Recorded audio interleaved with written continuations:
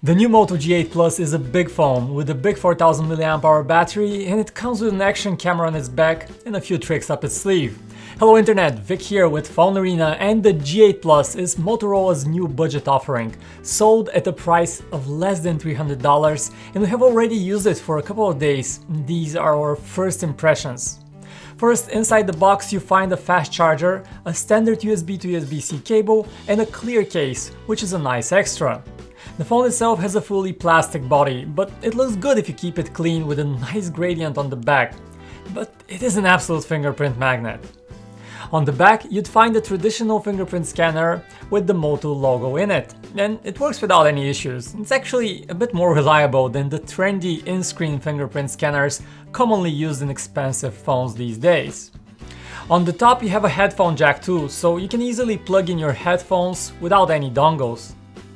The screen is 6.3 inches in size, with a Full HD resolution, and while it is big and it features small bezels with only a tiny teardrop notch at the top, it's also an LCD screen, and colors on it don't look nowhere nearly as impressive as colors on AMOLED screens. Viewing angles are also not great, and while you do have 3 color modes and settings, all of them feature colors that look very cold and lack in vibrancy.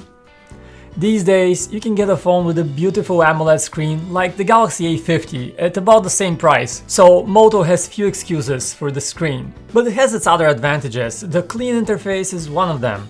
The phone is powered by the mid-range Snapdragon 665 chip, and you have 4 gigs of RAM. Not a lot, but enough so that the phone runs fast and without hiccups. It also gets a lot of the little things right. The Moto Actions tricks are not new, but are still quite fun. You twist the phone to open the camera, or double chop to start the flashlight, or tap it with 3 fingers to take a screenshot. One thing we dislike though is Moto's take on gesture navigation.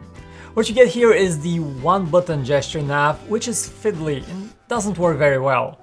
We hate to be too picky for a budget phone, but it's been a few months since Android 10 is out and the G8 Plus still comes with the older Android 9 version, so you're missing out on some of the new stuff, and especially on the much improved Google gesture navigation. The one thing that you might want the G8 Plus for is the new camera system. You have a 48 megapixel main camera that does a decent job capturing photos, and you can check out a few shots we've captured with the phone, and it even has a dedicated night mode to get more light in the dark. But the real highlight is the ultra wide angle camera that you can only use for video. Motorola got really clever and turned the sensor at a 90-degree angle so you can shoot landscape videos while you hold the phone in portrait orientation, and it basically turns it into an action camera of sorts.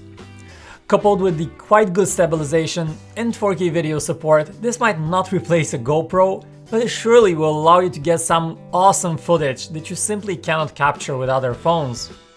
The third camera that you're seeing here is a depth sensor that comes in handy when you take portrait photos with a blurred background, and you can customize the amount of blur right in the camera app. Under the hood, the Moto G8 Plus comes with a quite big 4000 mAh battery that we have not tested in detail yet.